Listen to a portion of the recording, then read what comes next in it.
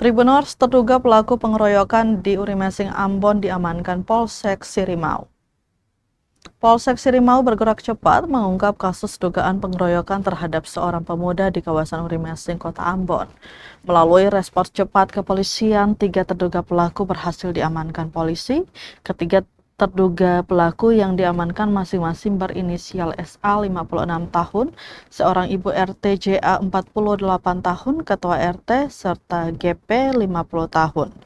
Pria yang diduga dalam kondisi mabuk dan disebut sebagai pelaku awal penganiayaan, Kapolsek Sirimau Ibtu Bastianto Huteru mengatakan pihaknya langsung bergerak usai korban mendatangi Mapolsek Sirimau untuk melaporkan dugaan kekerasan bersama yang terjadi di kawasan Jalan Gubuksing, Ambon.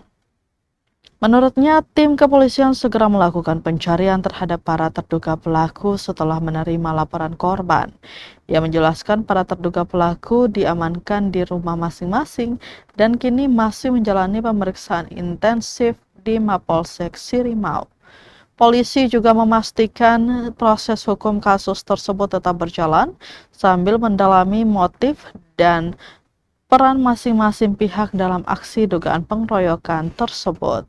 Kasus ini bermula ketika korban Gino Brian Kalahatu 22 tahun hendak pergi menonton pertandingan sepak bola di lapangan Urimesing Jumat 15 Mei 2026 sekitar pukul 22.30 waktu Indonesia Timur. Saat itu korban memarkir sepeda motornya di depan Jalan Diponegoro, tepat di sekitar depan toko Bintang sebelum berjalan kaki masuk ke lorong menuju lapangan.